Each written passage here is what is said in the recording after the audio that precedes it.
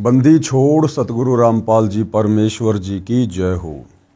परम पिता परमात्मा सारी सृष्टि के रचनहार कुल मालिक असंख्य ब्रह्मांडों के स्वामी जगत गुरु तीनों लोकों में प्रवेश करके सबका धारण पोषण करने वाले राजाधिराज आत्माधार नाथों के नाथ देवों के देव महादेव सर्वेश्वर महेश्वर मृत्युंजय अजरो अमर आदि अनादि सनातनी प्रभु जगत पिता जगदीश्वर श्री श्री 1008 की उपाधि के वास्तविक अधिकारी अकाल मूरत सौद स्वरूपी राम वासुदेव सर्वगतम ब्रह्म परम पूज्य प्रथम पूज्य परम संत परम पुरुष परम धनी परम दयालु सत्य कबीर हक्का कबीर अल्लाहु अकबर बाखबर अल्लाह ताला जगत के तारणहार जगत के मुक्तिदाता जगत के जगन्नाथ हारे के सहारे हिंदुओं के राम मुसलमानों के अल्लाह सिखों के वाहिगुरु ईसाइयों के मसीह दया के सागर दयानिधि करुणा के सागर करुणानिधि स्वयंभू परिभू संकट मोचन कष्ट हरण मंगल करण दुख भंजन अविगत कबीर निर्विकार निर्विषम परमात्मा अलय अलेख सतगुरु आदि अनादि सतगुरु असली मर्यादा पुरुषोत्तम असली राम असली कृष्ण असली घनश्याम असली मुरारी राजाओं के राजा महाराजाओं के महाराजा शहंशाहों के शहंशाह सम्राटों के सम्राट भगवानों के भगवान अल्लाहों के अल्लाह प्रभुओं के प्रभु मसीहाओं के मसीह सच्चे वाहिगुरु बाबाओं के बाबा पीरों के पीर सेठों के सेठ जगत सेठ सावड़सा सेठ सर्वगुण संपन्न अनंत कोटि कलाओं के स्वामी अनंत कोटि ब्रह्मांडों के नायक योगियों में महायोगी ध्यानियों में महाध्यानी सिद्धों में परम सिद्ध ज्ञानियों में तत्व ज्ञानी ब्रह्म ज्ञानी महाज्ञानी परम ज्ञानी सर्वश्रेष्ठ ज्ञानी विज्ञानी युवा कबीर समर्थ कबीर असमवात अमित ओझा सच्चे रहनुमा करीम अल्लाह सुभान अल्लाह दुनिया के अंतिम पैगंबर 8 सितंबर 1951 से गांव धनाना जिला सोनीपत हरियाणा भारतवर्ष की पावन भूमि पे प्रकट रियल कल की भगवान श्री नारायण साकार हरि श्री बाबा साहेब नूर अनंत परमात्मा सच्चे दरवेश सच्चे बाखबर संत श्रोमणी सतगुरु रामपाल जी परमेश्वर जी के चरण कमल में साध संगति से जुड़े हुए आप और हम सभी सत्सेवक भाई बहनों का अनंत कोटि दंडवत प्रणाम। सत्साई भाई और बहनों, बहुत बड़ी दया बहुत बड़ी मेहर पूज्य गुरुदेव भगवान की परमेश्वर रामपाल जी की, जिनके शुभ आशीर्वाद से विशेष आशीर्वाद से और विशेषकर हिंदू समाज से जुड़े भाई बहनों को श्रद्धालुओं को परमात्मा चाहने वाली आत्माओं को परमात्मा की प्राप्ति के विषय में इस पवित्र पुस्तक हिंदू साहिबान नहीं समझे गीता वेद पुराण जो कि परम संत सतगुरु रामपाल जी के कर कमल से लिखित है, शास्त्र प्रमाणित है, अध्यात्म के विषय में भाई बहनों को बहुत कुछ जानने और समझने को मिल रहा है। और निश्चित तौर पर हमारी बुद्धि अध्यात्म के मामले में अज्ञान से सराबोर करके सदियों से हमारे धर्म गुरुओं के द्वारा घुटनों में ला दी गई थी, और वही बुद्धि पुनः सतगुरु रामपाल जी के संपर्क में आने से उनकी सत्य कथाएं सुनने से सत्संग सुनने से उनके विचार सुनने से जो कि शास्त्र प्रमाणित हैं, अब धीरे धीरे ऊपर को उठना शुरू हो रही है। तो भाई और बहनों, ये जो पवित्र पुस्तक है जो हिंदू समाज के लिए विशेषकर एक वरदान साबित हो रही है, संजीवनी बूटी की तरह साबित हो रही है, जो एक बार पुनः हिंदू समाज को जीवित करेगी, सतभक्ति के लिए प्रेरित करेगी। इस पुस्तक के माध्यम से पुनः सोया हुआ सनातन जागेगा, सनातनी परमात्मा प्रेमी लोग जागेंगे और अपने मूल घर अपने मूल ठिकाने सतलोक के विषय में जानेंगे। अर्थात एक बार फिर से सोया हुआ मानव समाज अपने निज घर अपने मूल ठिकाने सतलोक के विषय में जानेगा, समझेगा, उसको प्राप्त करने की चाहत अपने दिल में पैदा करेगा।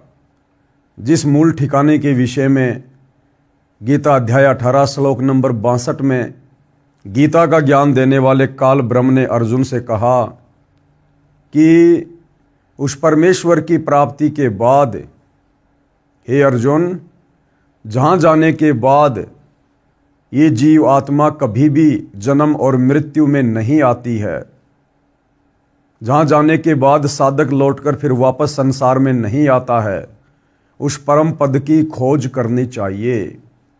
तो वह परम पद सनातन परम धाम सतलोक, जहाँ से सतगुरु रामपाल जी स्वयं चलकर गति करके अपने नियम अनुसार आए हैं हमें जगाने के लिए। तो भाइयों और बहनों, ये पुस्तक हमें हर प्रकार से जागृत करेगी, सचेत करेगी, हमारी सोई हुई आत्मा को पुनः जीवित करेगी। तो अब हम इस पुस्तक में आगे बढ़ते हैं। आज इसी कड़ी में हमारा ये 18वें नंबर का वीडियो है और प्रत्येक वीडियो में गुरुदेव भगवान के आशीर्वाद से हमें बहुत कुछ सोचने समझने को मिल रहा है। पिछले वीडियोज में आप जी ने देखा कि किस प्रकार से शास्त्रों से प्रमाणित करके सतगुरु रामपाल जी ने वर्तमान भक्ति मार्ग में हमारे भ्रमित धर्म गुरुओं ने जिस प्रकार से पाखंड फैला रखा है उसका प्रमाणित पर्दाफाश किया है। और विशेषकर कुछ पाखंड जैसे श्राद्ध निकालना, पितृ पूजा करना, प्रेत पूजा करना, देवी देवताओं की पूजा करना, मूर्ति पूजा करना, शिवलिंग की पूजा करना, ये वर्तमान हिंदू समाज में विशेष तौर पर इस तरह की घटिया साधनाओं का प्रचलन है। वैसे तो पूरा विश्व ही इस प्रकार की मूर्ति पूजा कर रहा है, खाली हिंदू समाज ही नहीं बल्कि पूरा का पूरा मुस्लिम समाज भी शिवलिंग की पूजा करता है। क्योंकि मक्का में जो मंदिर है, मुसलमान भाई जहाँ पर हज करने के लिए जाते हैं मस्जिद में, असल में वो मक्का महादेव का मंदिर है, वो शंकर भगवान का मंदिर है, वो जहाँ पर पूरे विश्व का मुस्लिम समाज अपनी धार्मिक आस्था के तहत जाता है। तो मक्का में भी शिवलिंग की पूजा होती है। तो भाइयों और बहनों, पूरे विश्व का मानव समाज ही भ्रमित है, क्योंकि गीता ज्ञान देने वाला प्रभु गीता अध्याय 7 श्लोक नंबर 12 से 15 में तीनों देवता ब्रह्मा विष्णु महेश की पूजा करने को भी साफ साफ मना कर रहा है। चूंकि भाइयों और बहनों गीता कोडवर्ड में है, क्योंकि चारों वेदों का सारांश है, इसलिए गीता जी के ज़्यादातर श्लोक सांकेतिक हैं। उन्हें समझने के लिए तत्व ज्ञान की आवश्यकता पड़ती है और तत्व ज्ञान तत्वदर्शी संत की शरण में गए बिना समझ में नहीं आ सकता है। तो गीता अध्याय 7 श्लोक नंबर 12 से 15 में गीता ज्ञान देने वाला काल ब्रह्म कह रहा है कि इस त्रिगुणमयी माया के द्वारा जिनका ज्ञान हरा जा चुका है। ये त्रिगुणमयी माया क्या है? रजगुण ब्रह्मा, सतगुण विष्णु, तमोगुण शंकर जी, यही 3 देवता हैं और यही 3 गुण हैं। ये भी सतगुरु रामपाल जी ने इसी पवित्र पुस्तक में मार्कंडे पुराण से साबित कर दिया है। तो भाइयों और बहनों, अब हमने जागना होगा, क्योंकि जागने का समय आ चुका है। परमात्मा स्वयं तत्वदर्शी संत के रूप में धरती पर प्रकट हैं। भक्ति युग का समय चल रहा है और हमने हर प्रकार से काल के द्वारा फैलाई गई पाखंड पूजाओं से मुक्ति प्राप्त करनी पड़ेगी, पीछा छुड़वाना पड़ेगा, नादान ज्ञानहीन धर्म गुरुओं से पीछा छुड़वाना पड़ेगा और एकमात्र तत्वदर्शी संत सतगुरु रामपाल जी से उपदेश लेकर अपनी आत्मा के कल्याण हेतु भक्ति मार्ग पर निसंकोच निसंदेह होकर सर्व प्रमाण देखकर अब आगे बढ़ना होगा। तो समाज में विशेष तौर पर जो पाखंड पूजा श्राद्ध वाली फैली हुई है, उसका खंडन करते हुए सतगुरु रामपाल जी ने काफ़ी महापुरुषों के विचार व्यक्त किए हैं। सर्वप्रथम स्वयं परम अक्षर ब्रह्म सत्य पुरुष, सारी सृष्टि के सृजनहार कबीर देव, जो कि रह रहकर इस पृथ्वी पर आते रहते हैं। सतयुग में परमात्मा सतसुकृत ऋषि के नाम से आए, त्रेता में मुनिंदर ऋषि के नाम से आए, द्वापर में करुणामय ऋषि के नाम से आए और कलयुग में 650 साल पहले बनारस के काशी में कबीर नाम से आए, तो उस समय भी परमात्मा ने 120 वर्ष तक लीला करके इस तत्व ज्ञान के माध्यम से यही समझाया था कि यदि हमने परमात्मा प्राप्ति करनी है तो इन पाखंडों से मुक्ति प्राप्त करनी पड़ेगी। तो उसी दिशा में परमेश्वर कबीर जी द्वारा श्राद्ध का किस प्रकार से खंडन किया गया है। एक समय काशी नगर बनारस में गंगा दरिया के घाट पर कुछ पंडित जी श्राद्धों के दिनों में अपने पितरों को जल दान करने के मकसद से गंगा के जल का लोटा भरकर पटरी पर खड़े होकर सुबह के समय सूर्य की ओर मुख करके पृथ्वी पर लोटे वाला जल गिरा रहे थे। परमात्मा कबीर जी ने यह सब देखा तो जानना चाहा कि आप ये किस उद्देश्य से कर रहे हैं। अब परमेश्वर को तो सारे उद्देश्य का पता था, लेकिन जब ये कबीर परमात्मा धरती पर तत्वदर्शी संत के रूप में आता है तो एक आम मनुष्य की भांति, एक आम संत की भांति ही लीला करता है। पंडितों ने बताया कि हम अपने पूर्वजों को जो पितर बनकर स्वर्ग में निवास कर रहे हैं, पितर कभी भी स्वर्ग में निवास नहीं करते हैं। स्वर्ग में तो देव आत्माएं निवास करती हैं, पितर योनि अलग है। उनको जल दान कर रहे हैं, यह जल हमारे पितरों को प्राप्त हो जाएगा। अब देखो भाई और बहनों, हमारे ज्ञानहीन नादान धर्मगुरुओं की अज्ञानता। कह रहे थे कि हम ये जो जल अर्पित कर रहे हैं ना, ये स्वर्ग में हमारे पितर बैठे हुए हैं, उनके पास पहुंच जाएगा। अरे नादानो, फिर वो स्वर्ग क्या जिसमें पानी का भी अभाव है, जिस स्वर्ग में जल भी नहीं मिलता तुम्हारे पूर्वजों को, फिर वो काहे का स्वर्ग है। सीधा सीधा ये क्यों नहीं कहते कि वो भूत प्रेत पितर बनकर नरक में कष्ट उठा रहे हैं। ये सुनकर परमेश्वर कबीर जी उन अंधश्रद्धा भक्ति करने वालों का अंधविश्वास समाप्त करने के लिए उसी गंगा दरिया में घुटनों पानी में खड़े होकर दोनों हाथों से गंगा दरिया का जल सूर्य की ओर पटरी पर शीघ्र शीघ्र फेंकने लगे। उनको ऐसा करता देखकर सैकड़ों पंडित तथा सैकड़ों नागरिक इकट्ठे हो गए। पंडितों ने पूछा कि हे कबीर जी, आप ये कौन सी कर्मकांड की क्रिया कर रहे हो, इससे क्या लाभ होगा, ये तो कर्मकांड में लिखा ही नहीं है। अब देखो भाई और बहनों, अगर कबीर परमात्मा उस समय श्राद्ध खंडन करने के मकसद से अगर ये क्रिया ना कर रहे होते, और यदि उन पंडितों के पूछने पर कि हे कबीर जी, आप ये कौन सा कर्मकांड कर रहे हो और इससे क्या फायदा होगा, अगर कबीर परमात्मा ये कह देते कि इस प्रकार से कर्मकांड करने से घर में धन लाभ अति शीघ्र होता है, पुत्र प्राप्ति होती है, तो वो पूरा का पूरा समाज उस कर्मकांड को तुरंत करना शुरू कर देता। लेकिन कबीर परमेश्वर जी का मकसद उन नादानों की आंखें खोलना था। कबीर जी ने उत्तर दिया कि यहां से 1 मील यानी 1.5 किलोमीटर दूर मेरी झोपड़ी के आगे मैंने एक बगीची लगा रखी है, उसकी सिंचाई के लिए ये क्रिया कर रहा हूं। ये जड़ मेरी बगीची की सिंचाई कर रहा है। अब ये बात सुनकर सारे पंडित हंसने लगे और बोले कि ये कभी संभव नहीं हो सकता, 1 मील दूर ये जल कैसे जाएगा, ये तो यही रेत में समा गया है। कबीर जी ने कहा कि यदि आपके द्वारा गिराया जल सैकड़ों मील दूर स्वर्ग में जा सकता है, तुम्हारे पूर्वजों के पास जो पितर बने हुए हैं वहां जा सकता है, तो मेरे द्वारा गिराए जल को 1 मील जाने पर कौन सी आश्चर्य की बात है। अब इस बात को सुनकर सारे के सारे पंडित शर्मिंदा हो गए। ये बात सुनकर पंडित जी समझ गए कि हमारी क्रियाएं व्यर्थ हैं, बेकार हैं।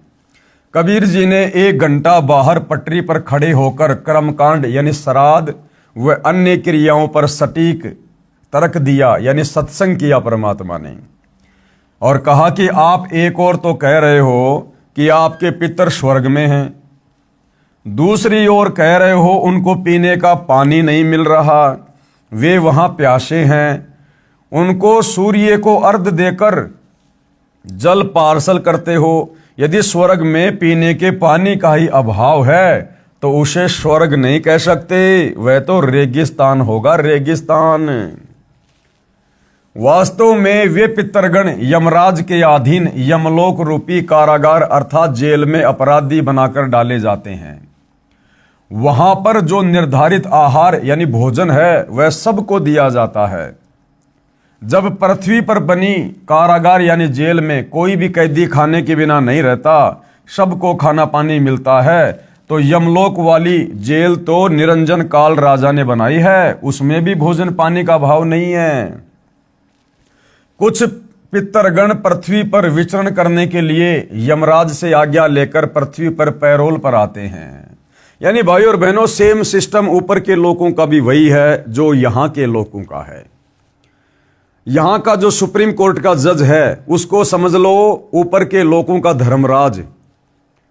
ऊपर के लोगों में जो यम के दूत हैं उनको समझ लो इस पृथ्वी पर ये पुलिस प्रशासन, और ऊपर जो नरक है उसको समझ लो इस पृथ्वी लोक की जेल।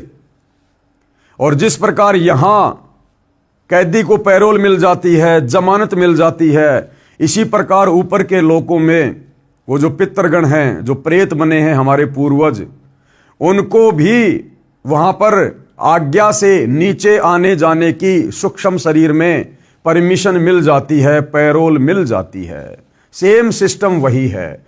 तो परमात्मा ये समझाना चाह रहे थे कि नालायकों, जिस प्रकार इस पृथ्वी लोक की जेल में चाहे कोई भी कैदी हो, कैसा भी कैदी हो, सरकार के द्वारा उसको खाना पीना अवश्य मिलता है, भोजन की व्यवस्था अवश्य की जाती है, तो ऊपर तो जो जेल है, जो नरक है, वो यमराज के द्वारा निर्धारित है, इस काल निरंजन के द्वारा बनाई गई जेल है।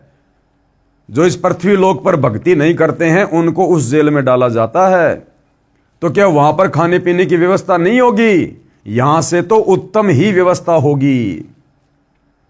लेकिन उसके बाद गुरुदेव हमें समझाना चाहते हैं, उसके बाद फिर ये श्राद्ध क्यों निकालते हैं?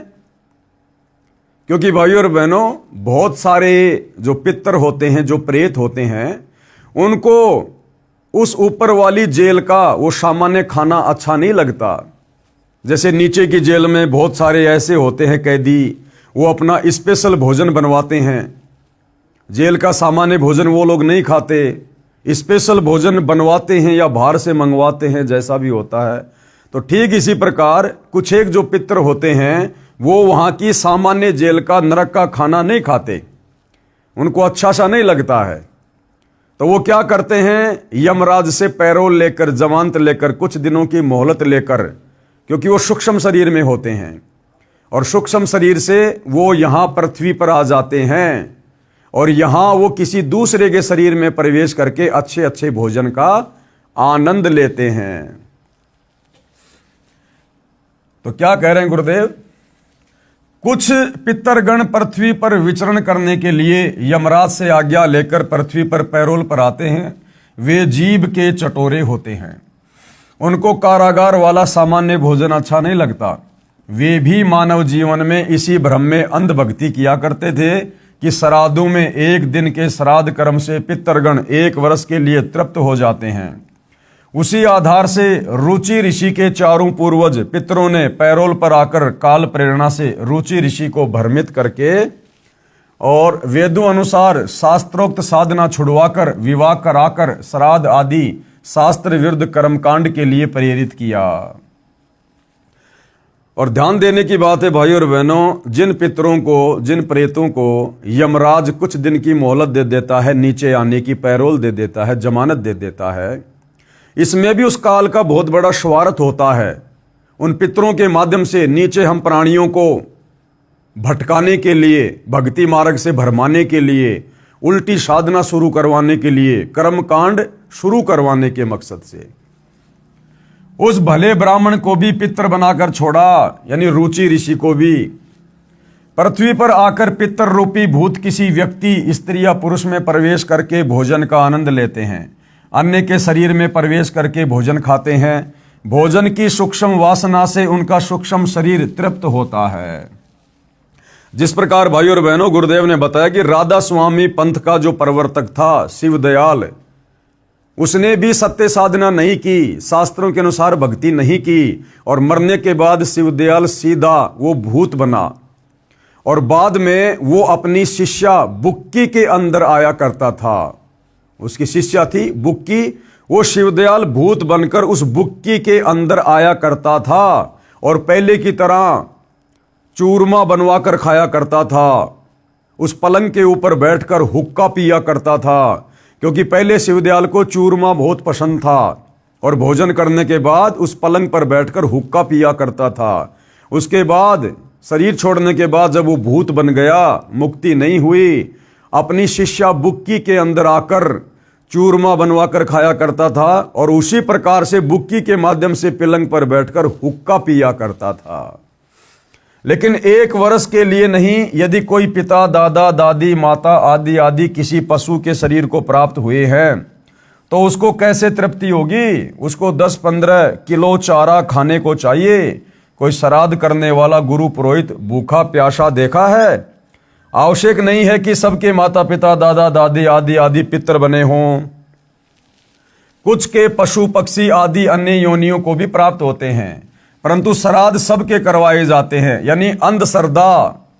इसे कहते हैं शास्त्र विधि त्याग कर मनमाना आचरण, यानी शास्त्र विरुद्ध भक्ति करना।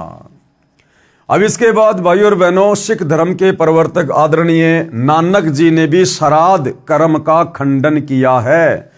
क्योंकि भाइयों और बहनों, परमात्मा से प्राप्त जितने भी महापुरुष हुए हैं उन सभी का एक ही रास्ता है अध्यात्म का। उन सब के बोल वचन, उन सब के विचार आपको एक ही मिलेंगे। तो आदरणीय नानक जी को भी कबीर परमात्मा बेई नदी पर जिंदा बाबा के रूप में मिले थे। आदरणीय नानक जी की आत्मा को शरीर से निकालकर ऊपर सचखंड सतलोक में लेकर गए थे। उन्हें सर्व ब्रह्मांडों से परिचित करवाया था, सतलोक दिखाया था। उसके बाद नानक जी की आत्मा को वापस तीसरे दिन बेई नदी पर उसी शरीर में छोड़ दिया था। उसके बाद नानक जी भी परमपिता परमेश्वर कबीर साहिब जी के ज्ञान से परिचित होकर, भक्ति विधान से परिचित होकर उन्हीं की महिमा करने लगे थे और उन्हीं के विचारों को समाज में आगे बढ़ाने लगे थे।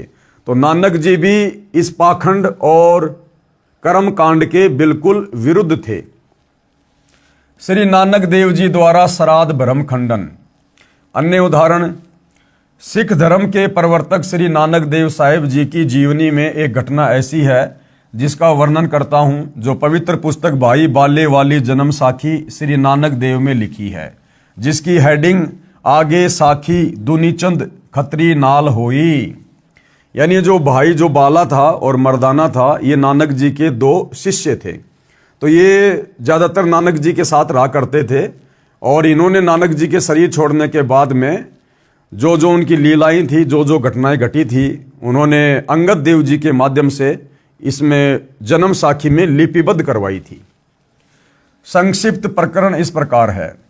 श्री नानक जी को परमात्मा कौन? परम अक्षर ब्रह्म कबीर देव बेई नदी पर उस समय मिले थे जिस समय श्री नानक जी सुल्तानपुर शहर से सुबह के समय प्रतिदिन की तरह बेई नदी में स्नान करने के लिए गए थे।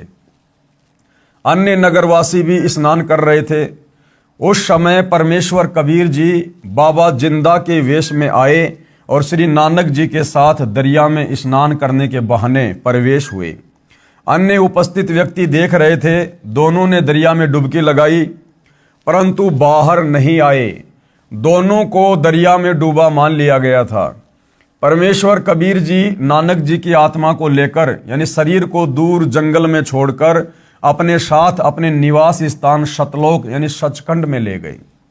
3 दिन तक काल ब्रह्म के 21 ब्रह्मांडों, अक्षर पुरुष के 7 संग ब्रह्मांडों तथा अपने सतलोक के असंख्य ब्रह्मांडों की स्थिति को आंखों दिखाया, यथार्थ आध्यात्मिक ज्ञान बताया तथा यथार्थ मोक्ष मंत्र सतनाम जो 2 अक्षर का है, जिसमें एक ओम मंत्र है तथा दूसरा गुप्त है जो उपदेशी भगत को बताया जाता है, जिससे मुक्ति होना बताया। फिर एक नाम सारनाम का विशेष योगदान मानव के मोक्ष की साधना में है, उससे परिचित कराया तथा सतनाम और सारनाम को कलयुग के 5505 वर्ष बीत जाने तक गुप्त रखने की आज्ञा दी। यानी परमात्मा कबीर जी ने आदरणीय नानक जी को सारनाम दिया था, लेकिन उस समय उस सारनाम को गुप्त रखने की भी आज्ञा दी थी। श्राद्ध पिंडदान आदि कर्मकांड को व्यर्थ बताया और स्वर्ग नरक को दिखाया। तीसरे दिन श्री नानक जी की आत्मा को शरीर में प्रवेश करके अंतर्ध्यान हो गए। उसके पश्चात श्री नानक जी ने अपने 2 शिष्यों भाई बाला तथा मर्दाना को साथ लेकर प्रभु से प्राप्त यथार्थ ज्ञान व आंखों देखी ऊपर के लोकों की व्यवस्था का प्रचार करने के मकसद से देश प्रदेश में 12 वर्ष भ्रमण किया। उसी दौरान लाहौर में एक धनी व्यक्ति दुनीचंद खत्री की प्रार्थना पर उनके घर गए। उस दिन सेठ दुनीचंद खत्री ने अपने पिताजी का श्राद्ध किया था। कई ब्राह्मणों को भोजन करवाया तथा वस्त्र व हजारों रुपए दक्षिणा दी थी। श्री नानक जी ने पूछा कि हे दुनीचंद, आज किस उपलक्ष्य में इतने पकवान बनाए हैं? दुनीचंद ने बताया कि महाराज जी, आज मेरे पिताजी का श्राद्ध किया है। श्री नानक जी ने पूछा कि आपके पिताजी कहाँ है? उत्तर दुनीचंद का कि वे स्वर्गवासी हो चुके हैं। श्राद्ध करने से उनको 1 वर्ष तक स्वर्ग में भूख नहीं लगती। ये बात सुनकर श्री नानक जी ने कहा कि हे दुनीचंद, आपको आपके अज्ञानी गुरुओं ने भ्रमित कर रखा है। आपका पिताजी तो बाघ यानी शेर शरीर को प्राप्त होकर उस जंगल में एक पेड़ के नीचे भूख से व्याकुल बैठा है। आदरणीय नानक जी ने दुनीचंद को क्या कहा कि आपके पिताजी स्वर्ग में नहीं, बल्कि आपके भ्रमित गुरुजनों के द्वारा जो आदि अधूरी साधना उनको दी गई थी, उस भक्ति साधना के चलते आपके पिताजी मरने के बाद में शेर बन गए, शेर, बाघ। और वो तो फला फला जगह उस पेड़ के नीचे बिल्कुल व्याकुल बैठे हुए हैं। यदि मेरी बात पर विश्वास नहीं है तो जांच कर सकते हैं। तू एक व्यक्ति को भोजन तैयार कर, यानी एक व्यक्ति का भोजन तैयार कर और उस जंगल में जा। तेरी दृष्टि पड़ते ही मेरे आशीर्वाद से उस बाघ यानी शेर को मनुष्य बुद्धि आ जाएगी, यानी वो तुझे हानि नहीं पहुंचाएगा। उसको अपना पूर्व जन्म भी याद आ जाएगा। जब वो तेरा पिता था, वो जन्म भी उसको याद आ जाएगा उस बाघ की योनि में।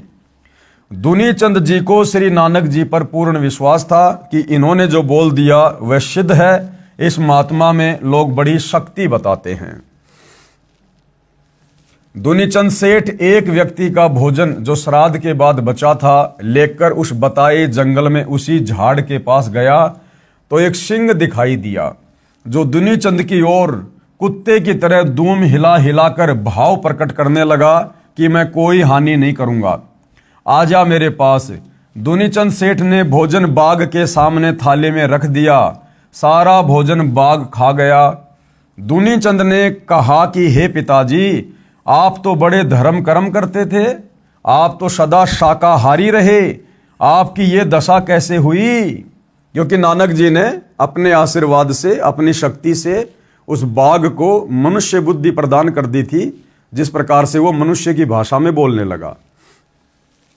श्री नानक महाराज जी की शक्ति से सिंह ने कहा कि बेटा, जब मेरे प्राण निकल रहे थे उसी समय साथ वाले मकान में मांस पकाया जा रहा था। उसकी गंध मेरे तक आई और मेरे मन में मांस खाने की इच्छा हुई। उसी समय मेरे प्राण निकल गए, जिस कारण से मुझे शेर का शरीर मिला। अब देखो भाई और बहनों, बड़े विचार करने की बात है। अंत समय में भी ये काल हमारे साथ में इस प्रकार से धोखा करता है, जिस प्रकार सेठ दुनीचंद जी के पिताजी के साथ किया।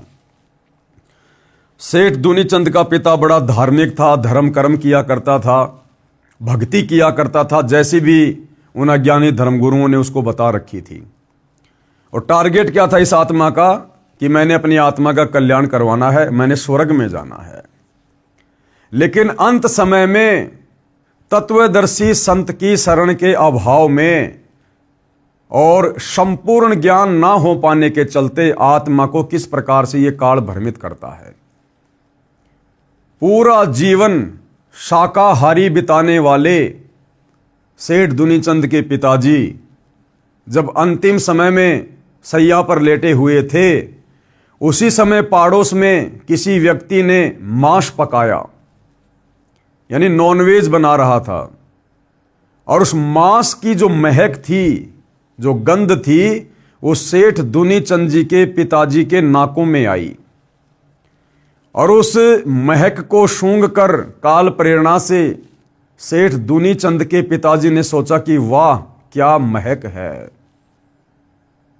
बस इतना ही सोचा और उसी समय उनके प्राण निकल गए।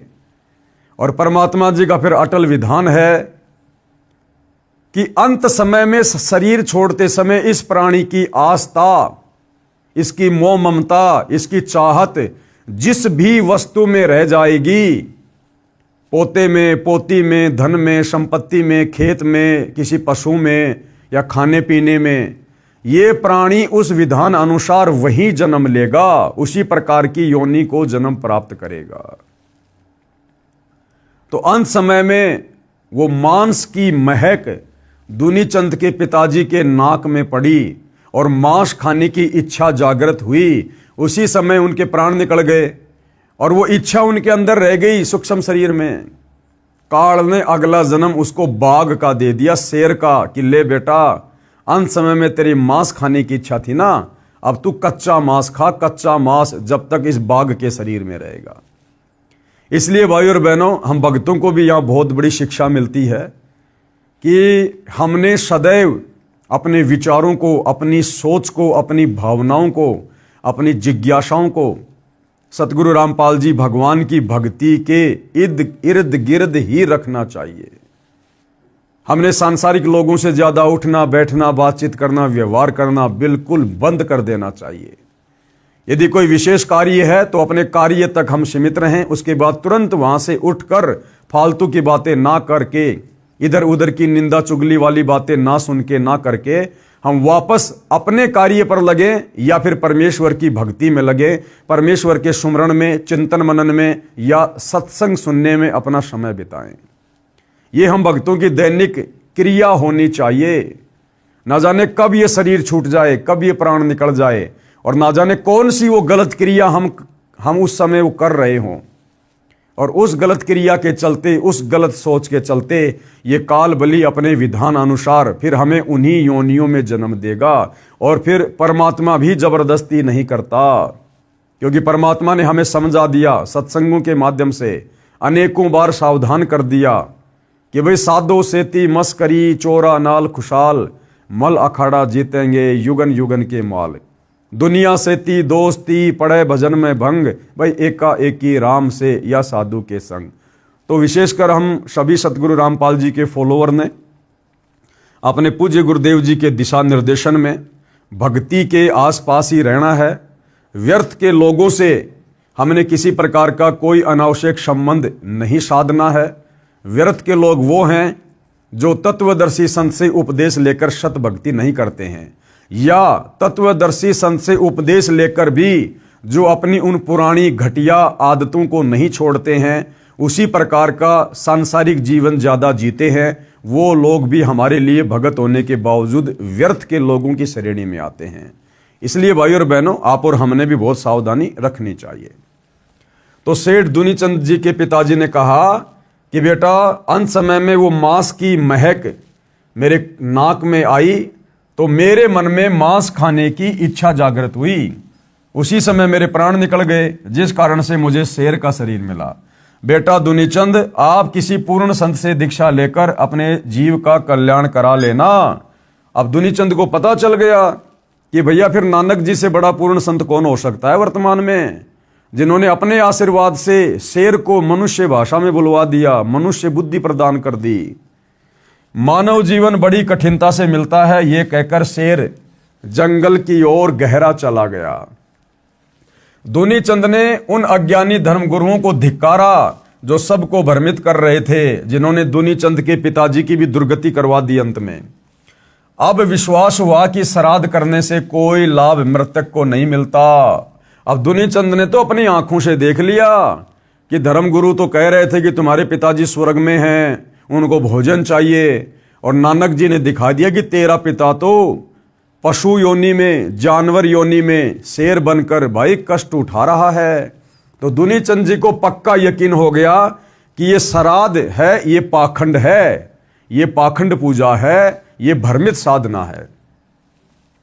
घर आकर श्री नानक जी के चरणों में गिरकर अपने कल्याण के लिए यथार्थ भक्ति का ज्ञान तथा मंत्र लेकर आजीवन सुमरण किया तथा सर्व अंधविश्वास वाली साधना त्याग दी जो शास्त्रों के विरुद्ध कर रहा था और मानव जीवन सफल किया। अन्य उदाहरण बता रहे हैं परमात्मा पाखंड पूजा के विषय में, भ्रमित साधना के विषय में, जो श्राद्ध है उसके खंडन के विषय में संत गरीबदास जी द्वारा श्राद्ध भ्रम खंडन। आदरणीय गरीबदास जी, वैसे तो भाई और बहनों जब हम भक्ति मार्ग में आगे बढ़ेंगे तो हमें पता चलेगा कि नानक जी का रोल भी स्वयं कबीर परमात्मा ने ही किया था। आदरणीय गरीबदास जी का रोल भी स्वयं कबीर परमात्मा ने ही किया था, क्योंकि इनके अलावा ये तत्व ज्ञान, इस प्रकार के चमत्कार इस पृथ्वी पर कोई अन्य साधु संत महात्मा नहीं कर सकता। परंतु यहाँ पर आम व्यक्तियों को जो अभी भक्ति के नजदीक नहीं है उनको समझाने की दृष्टि से परमात्मा ने इन आत्माओं को अपने से अलग करके दर्शाया है। तो आदरणीय गरीबदास जी जो गांव छुड़ानी जिला झज्जर हरियाणा से थे, इनको भी कबीर परमात्मा इसी प्रकार से मिले थे जैसे नानक जी को मिले थे, और आदरणीय गरीबदास जी की आत्मा को भी सतलोक लेकर गए थे। उन्हें भी सारे ब्रह्मांड दिखाए, सारे देवी देवताओं की स्तुति से शक्ति से परिचित करवाया, सतलोक दिखाया और वापस उन्हें पृथ्वी पर छोड़ा था। उसके बाद आदरणीय गरीबदास जी ने भी कबीर परमेश्वर जी के पद चिन्हों पर चलते हुए उसी तत्व ज्ञान का प्रचार प्रसार किया और हमारे नादान धर्म गुरुओं के द्वारा जो अंधविश्वास, जो पाखंड पूजा समाज में फैलाई जा रही है उसका विरोध किया। संत गरीबदास जी महाराज गांव छुड़ानी जिला झज्जर प्रांत हरियाणा को श्री नानक जी की तरह 10 वर्ष की आयु में सन 1727 विक्रमी संवत 1784 में नला नाम के खेत यानी जंगल में जिंदा बाबा के वेश में परम अक्षर ब्रह्म यानी कबीर जी मिले थे। उस समय छुड़ानी गांव के 10-12 व्यक्तियों ने बाबा जिंदा को देखा, बातें की, अन्य व्यक्ति अपने अपने कार्य में लग गए। बालक गरीबदास जी की आत्मा को निकालकर परमात्मा सतलोक ले गए। ऊपर के सब लोकों का अवलोकन करवाकर सर्व यथार्थ आध्यात्मिक ज्ञान बताकर लगभग 8-9 घंटे बाद वापस शरीर में प्रविष्ट कर दिया। बालक गरीबदास जी को मरा जानकर चिता पर रख दिया गया था। अग्नि लगाने वाले थे, उसी समय संत गरीबदास जी उठकर घर की ओर चल पड़े। परमेश्वर कबीर जी ने उनको यथार्थ भक्ति ज्ञान दिया। उनके बहुत सारे शिष्य हुए। गांव छुड़ानी के एक भगत को संत गरीबदास जी की बात पर विश्वास नहीं था कि श्राद्ध कराया हुआ मृतक को नहीं मिलता। श्राद्धों के दिनों में उस भगत के दोनों माता पिता के श्राद्ध लगातार 2 दिन किए गए। पहले दिन माता जी का और अगले दिन उसके पिताजी का। संत गरीबदास जी ने कहा कि हे भगत, आपके माता पिता तो तुम्हारे खेत की जोड़ी, जिसे ग्रामीण भाषा में लेट यानी छोटा तालाब कहते हैं, जोड़ी, वहां पर भूखे रो रहे हैं। आप 2 व्यक्तियों का भोजन लेकर मेरे साथ चलो। वह भगत अतिशीघ्र अपने पिता के श्राद्ध से बची खीर व रोटी 2 व्यक्तियों की लेकर संत गरीबदास जी के साथ गया। उनके खेत में बनी जोहड़ी से लगभग 200 फुट दूर खड़े होकर संत गरीबदास जी ने आवाज लगाई कि हे फतेह सिंह तथा दया कौर, काल्पनिक नाम, आओ, आपका पुत्र आपके लिए भोजन लाया है। हालांकि भाइयों और बहनों ये काल्पनिक नाम नहीं है, क्योंकि अब यहां सीधे सीधे अगर ये बात कह दी जाए तो आम व्यक्ति ये सोचेगा भाई संत रामपाल जी को क्या पता, 350 साल पहले उस भगत के पिताजी का नाम ये था और उसकी माता का नाम ये था। इसलिए सतगुरु रामपाल जी यहाँ पर लिख रहे हैं काल्पनिक नाम। जबकि भाइयों और बहनों, सतगुरु रामपाल जी स्वयं परम अक्षर ब्रह्म हैं, अंतर्यामी परमेश्वर हैं, सारी सृष्टि के मालिक हैं, सभी आत्माओं के जनक हैं, आदि और अंत की जानने वाले हैं। तो परमेश्वर जी ने जो नाम यहाँ पर लिखे हैं उस भगत के माता पिता के, वो परम सत्य हैं। आओ, आपका पुत्र आपके लिए भोजन लाया है। उसी समय गीदड़ तथा गीदड़ी यानी उस भगत के माता पिता गिद्दड़ और गीदड़ी बने हुए थे और पंडित जी ने कहा था कि वो स्वर्ग में बैठे हैं, उनके श्राद्ध निकालो। उसी समय गीदड़ तथा गीदड़ी झाड़ियों से बाहर निकले। पहले तो ऊपर को मुख करके चिल्लाए, पहले तो रोए चिल्लाए ऊपर मुंह करके अपनी दुर्गति को देखकर, जो शास्त्र विरुद्ध साधना उन्होंने मनुष्य जन्म में रहते सहते की थी हमारे भ्रमित धर्म गुरुओं के कहने पर। फिर दौड़े दौड़े संत गरीबदास जी के पास आए, दोनों के सामने खीर रोटी रख दी, शीघ्र शीघ्र खाकर वापस दौड़ गए। उस दिन उस भ्रमित भगत का अज्ञान भंग हुआ। उसके बाद उस भगत की आंखें खुली कि हमारे धर्म गुरु तो हमारे को सरेआम मूर्ख बना रहे हैं श्राद्ध के नाम पर। प्रतिदिन 2 व्यक्तियों का भोजन जैसा भी घर पर बनता था, एक समय उस जोड़ी की झाड़ियों में रख देता और प्रतिदिन वे दोनों जानवर भोजन खा जाते। कुछ वर्ष पश्चात उनकी मृत्यु हो गई। ये देखकर भी अन्य गांव वाले तो उस भगत का मजाक करते थे कि तेरे को गरीबू, यानी आदरणीय गरीबदास जी को गांव वाले गरीबू कहा करते थे। संत गरीबदास जी को गांव के लोग गरीबा, गरीबू आदि आदि अपभ्रंश नामों से पुकारा करते थे। क्योंकि भाइयों और बहनों, किसी भी महापुरुष के रहते सहते हम उनकी कदर नहीं करते, उनकी इज्जत नहीं करते, और जाने के बाद फिर हम उनकी महिमा करते हैं जिसका हमें कोई लाभ नहीं होता। त्रेता युग में रामचंद्र जी आए, उस समय किसी ने ठंडा पानी नहीं पीने दिया। द्वापर में श्री कृष्ण जी आए, सदा उनके साथ लड़ाई झगड़ा रखा, और आज उनके जाने के बाद उनके मंदिर बना बनाकर सोने चांदी पत्थर की मूर्तियां सजाकर उनकी पूजा कर रहे हैं। अब हमें उनकी पूजा पाठ करने से किसी प्रकार का कोई लाभ नहीं मिलना है। तो लोगों ने कहा कि भाई तेरे को तो गरीबों ने बहका दिया है, श्राद्ध नहीं करता, बड़ी हानि हो जाएगी। परंतु भगत को अटल विश्वास हो चुका था, क्योंकि वो तो अपनी आंखों से देख चुका था। आजीवन मर्यादा में रहकर साधना करके जीवन सफल किया। जीवन में कोई हानि नहीं हुई, अपितु अद्भुत लाभ हुए। धनी हो गया, सैकड़ों गाय मोल ले ली, बड़ी हवेली यानी कोठी बना ली। कुछ वर्ष पश्चात बच्चों ने भी दीक्षा ले ली, सुखी जीवन जिया। यानी हमारे धर्मगुरु जो हमें डराते हैं ना कि श्राद्ध नहीं निकालोगे तुम्हारे घर में ये नुकसान हो जाएगा, वो नुकसान हो जाएगा। भाइयों और बहनों, नुकसान हो जाएगा, लेकिन वो नुकसान उन लोगों को होगा जिनको सतगुरु की शरण प्राप्त नहीं है, जिनको तत्वदर्शी संत की शरण प्राप्त नहीं है। उसके बाद तो वो देवी देवता उसका घनचक्कर बना देंगे, घनचक्कर, यदि उनकी पूजा पाठ नहीं की, उनका भाग समय पर नहीं निकाला तो। और जिस दिन आप सतगुरु की शरण में आकर, जैसे वर्तमान में धरती पर पूर्ण संत सतगुरु रामपाल जी हैं, इनकी शरण में आने के बाद ये पाखंड पूजा तो हमने छोड़नी पड़ेगी। श्राद्ध निकालना, पितृ पूजा, प्रेत पूजा, देवी देवताओं की पूजा, मंदिर मस्जिद चर्च गुरुद्वारों में जाकर वो आदि अधूरी साधना करना, तीर्थों पे जाना, धामों पे जाना, पैदल यात्रा करना, कावड़ वावड़ लेके आना, ये सारी की सारी शास्त्र विरुद्ध साधना हमने त्यागनी पड़ेगी। परंतु सच्चे सतगुरु की शरण में आने के बाद ये काल बली हमारी तरफ आंख उठा के भी नहीं देख सकता। इसलिए यदि आप सतगुरु की शरण में आए बिना उन पाखंड पूजाओं को त्यागते हैं तो हो सकता है आपको नुकसान हो जाए। परंतु सतगुरु के शरण में आने के बाद जब हम उन पाखंड पूजाओं को त्यागते हैं, ठोकर मारते हैं, और यदि मर्यादा में रहेंगे, ये काल बली हमारा बाल भी बाका नहीं कर सकता। अन्य उदाहरण दे रहे हैं गुरुदेव भगवान पाखंड पूजा को लेकर, विशेषकर श्राद्ध के खंडन को लेकर। लेखक यानी संत रामपाल जी द्वारा श्राद्ध भ्रम खंडन सत्य कथा। अब गुरुदेव भगवान अपनी जुबानी सत्य कथा बता रहे हैं कि किस प्रकार से हमारे नादान धर्मगुरुओं ने श्राद्ध के नाम पर समाज को भ्रमित किया हुआ है। मेरे पूज्य गुरुदेव स्वामी राम देवानंद जी बड़ा पैतावास, तहसील चरखी दादरी, जिला भिवानी, प्रांत हरियाणा के निवासी थे। अब यहां पर भाइयों और बहनों एक शब्द इस्तेमाल किया है सतगुरु रामपाल जी ने कि मेरे पूज्य गुरुदेव स्वामी राम देवानंद जी। अभी भाइयों और बहनों, आप परमेश्वर जी की शरण से दूर हैं, आपने अभी उनके सत्संग सुनने शुरू नहीं किए हैं, इसलिए ये बात अभी आपको समझ में नहीं आएगी। जब आप उनसे उपदेश लेकर धीरे धीरे भक्ति मार्ग में आगे बढ़ेंगे तो आप जी को पता चलेगा कि सतगुरु रामपाल जी तो स्वयं जगत गुरु हैं। जगत गुरु यानी सारे संसार के गुरु, सारी सृष्टि के गुरु हैं, सबको ज्ञान देने वाले हैं। फिर भला इन्हें गुरु बनाने की क्या आवश्यकता।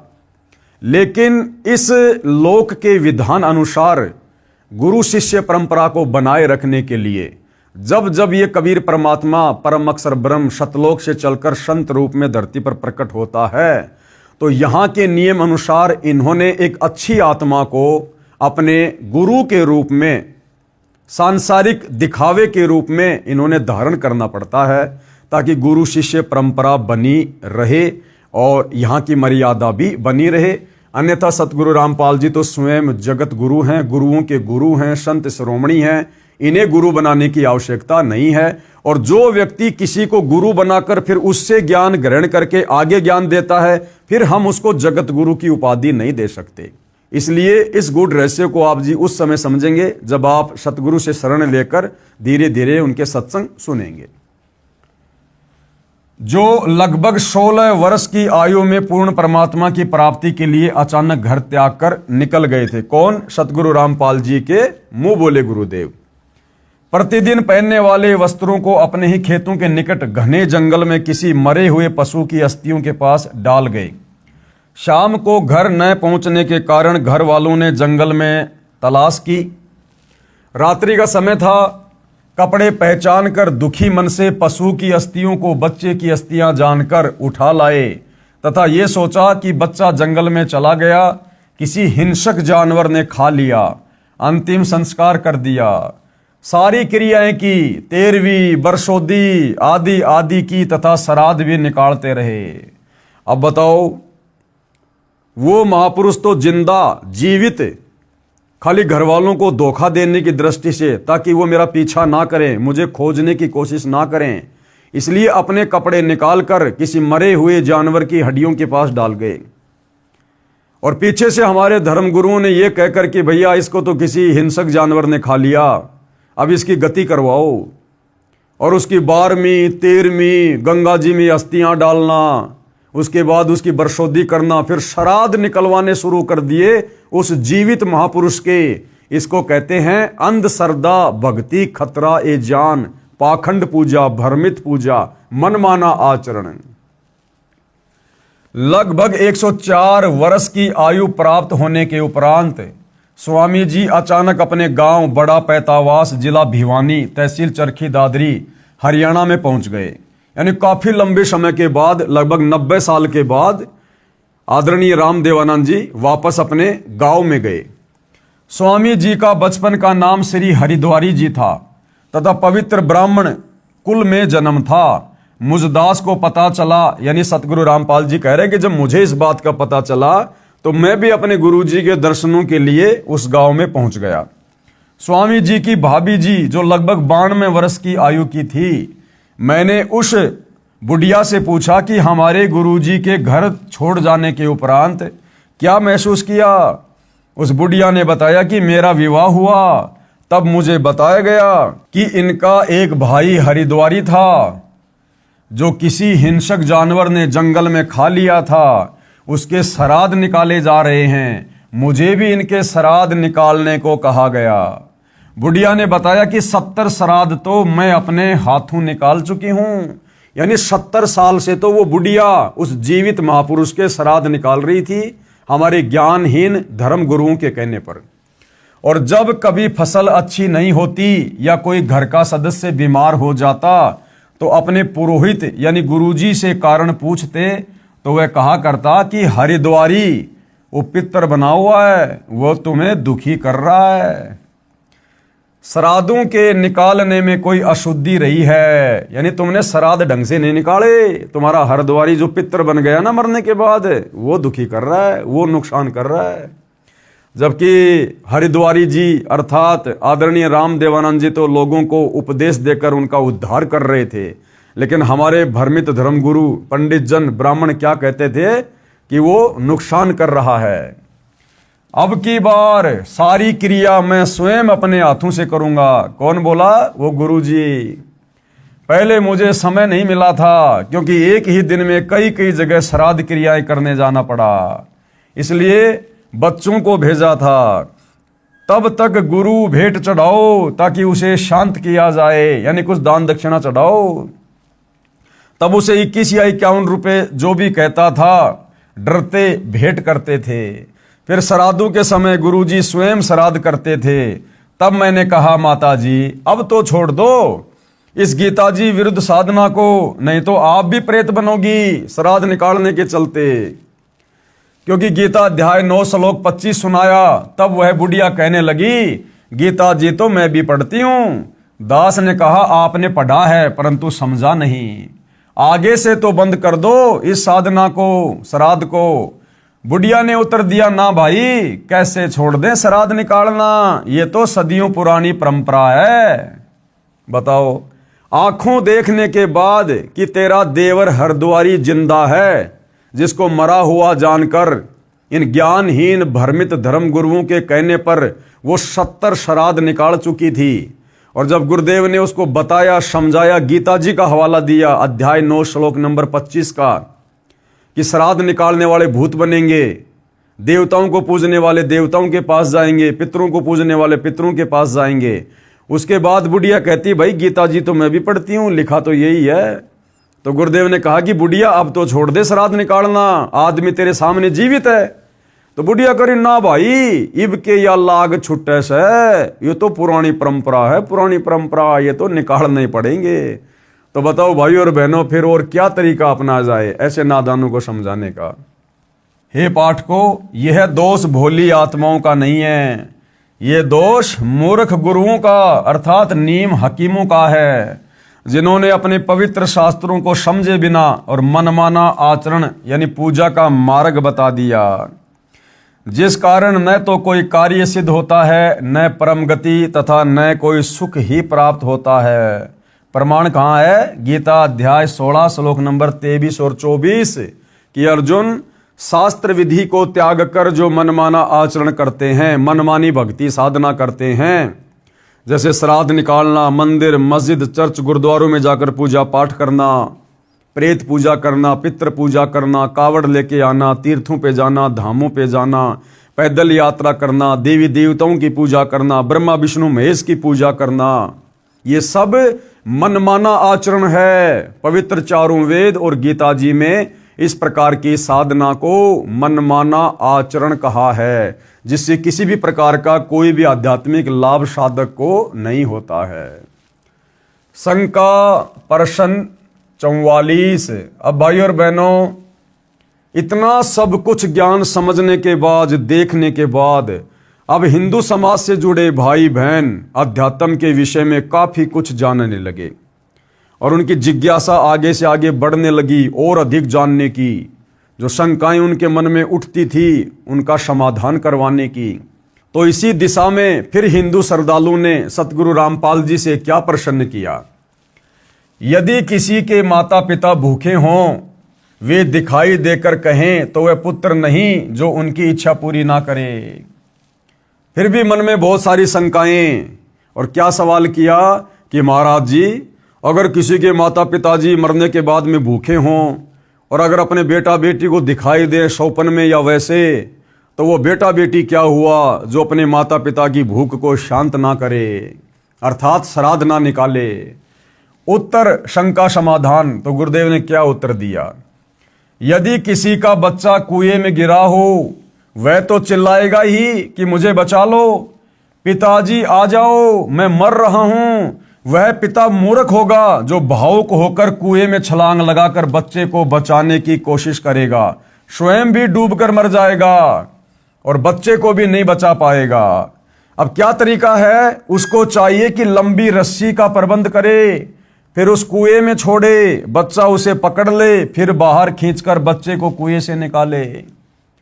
ठीक इसी प्रकार सतगुरु रामपाल जी हमें समझाना चाह रहे हैं, अगर किसी के माता पिता किसी को इस प्रकार से दिखाई भी देते हैं या किसी ने श्राद्ध भी निकालने हैं, तो सतगुरु रामपाल जी भगवान कह रहे हैं, भैया गीता अध्याय 16 श्लोक नंबर 23 के अनुसार मनमाना आचरण मत करो, नहीं तो मरने के बाद फिर तुम्हारे वंशज श्राद्ध ही निकालते रह जाएंगे और तुम भी इसी प्रकार से प्रेत पितृ भूत योनियों को प्राप्त करोगे, तुम भी भूखे मरोगे। उसका तरीका है अपने उन पूर्वजों की आत्माओं को शांत करने का भी और स्वयं भी अपने बचाव करने का तरीका है। वो तरीका क्या है? तत्वदर्शी संत से उपदेश लेकर शास्त्र अनुकूल भक्ति करो, उससे तुम्हारे पूर्वज जो भूत प्रेत पितर बने हुए हैं या अन्य किसी पशु पक्षी योनि में कष्ट भोग रहे हैं, उनको भी मनुष्य जन्म मिलेगा, उस कष्ट से छुटकारा मिलेगा और तुम्हें भी सत भक्ति मिलने के चलते एक मुक्ति का रास्ता मिलेगा, मुक्ति का मार्ग मिलेगा। श्राद्ध निकालना कोई समाधान नहीं है, ये तो उल्टा कुएं में गिरना है। इसी प्रकार पूर्वज तो शास्त्र विधि त्याग कर मनमाना आचरण पूजा करके पितर बन चुके हैं, संतान को भी पितर बनाने के लिए पुकार रहे हैं, जिस प्रकार रुचि ऋषि के पूर्वजों ने उसको पुकारा। तत्व ज्ञान को समझकर अपना कल्याण करवाएं तथा मुझ दास रामपाल दास के पास परमेश्वर कबीर बंदी छोड़ जी की प्रदान की हुई वह विधि है, जो साधक यानी भगत को तो कल्याण करेगी, उसके पितरों की भी यानी पितर योनि छूटकर मानव जन्म प्राप्त होगा तथा भक्ति युग में जन्म होकर सत्य भक्ति करके 1 या 2 जन्म में पूर्ण मोक्ष प्राप्त करेंगे। ये तरीका है अपने उन पूर्वजों की आत्माओं को तृप्त करने का, उनकी उन पशु योनियों पितर योनियों से उनको छुटकारा दिलाने का। विचार करें गुरुदेव क्या कह रहे हैं। जैसा कि उपरोक्त रुचि ऋषि की कथा में पितर डर रहे हैं कि यदि हमारे श्राद्ध नहीं किए गए तो हम पतन को प्राप्त होंगे। यानी भाई और बहनों, ये शरीर छोड़ने के बाद हमें जो भी शरीर प्राप्त होता है, इस काल प्रेरणा से हम उस शरीर को छोड़ना नहीं चाहते।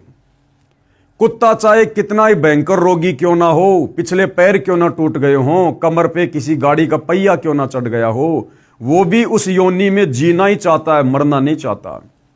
तो ठीक इसी प्रकार मरने के बाद शास्त्र विरुद्ध साधना करने वाले साधक जब ये प्रेत योनि प्राप्त करते हैं, पितर योनि प्राप्त करते हैं, तो इनको भी डर लगता है कि हमारा शरीर ना छूट जाए। वो जिस सूक्ष्म शरीर में रहते हैं, उस सूक्ष्म शरीर में भले कितने कष्ट हों, परंतु मरना वो भी नहीं चाहते।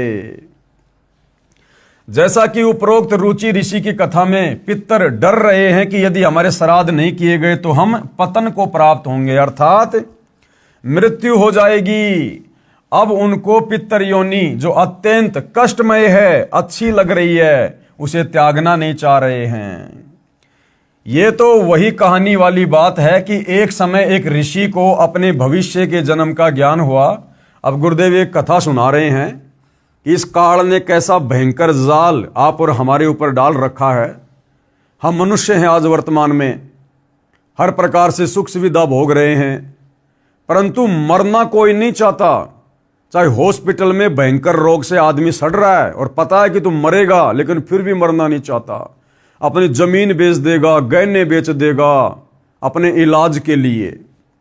इसी प्रकार शरीर छूटने के बाद जब हम अन्य योनियों में जाते हैं, जो शास्त्र अनुसार भक्ति साधना नहीं करते, भले वो सूअर की योनि में चला गया। अब सूअर का क्या जीवन भाई और बहनों, गधे का क्या जीवन, कितना कष्ट, दुख ही दुख है। परंतु वो गधा भी मरना नहीं चाहता, उस शरीर को उत्तम शरीर मान रहा है। वो सूअर भी मरना नहीं चाहता, उस शरीर को उत्तम शरीर मान रहा है। तो इसी विषय में पूज्य गुरुदेव भगवान हमें एक ऋषि की कथा सुना रहे हैं, जो इसी प्रकरण से संबंधित है। एक समय एक ऋषि को अपने भविष्य के जन्म का ज्ञान हुआ। उसने अपने बेटों को बताया कि मेरा अगला जन्म फला फला व्यक्ति के घर पर एक सूअरी से होगा और मैं सूअर का जन्म पाऊंगा।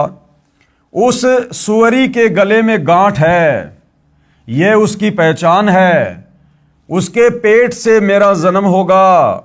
मेरी पहचान ये होगी कि मेरे सिर पर गांठ होगी जो दूर से दिखाई देगी। मेरे बच्चों, उस व्यक्ति से मुझे मोल ले लेना तथा मुझे मार देना और मेरी गति कर देना। यानी उस व्यक्ति को पता था, जो मनुष्य जन्म में था वो ऋषि, कि भाई मेरा अगला जन्म सूअरी के पेट से होगा। और अपने बच्चों को उसने पहले बता दिया कि बच्चों, सूअर का जन्म तो बड़ा दुखदायी होता है, बड़ा कष्टदायी होता है। बच्चों, मैं बड़ा दुख पाऊंगा, इसलिए तुम एक काम करना, मैं तुम्हें पहले बता रहा हूं कि मेरा अगला जन्म फला फला व्यक्ति के घर पर जो सूअर है ना, वहां एक सूअरी के पेट से होगा।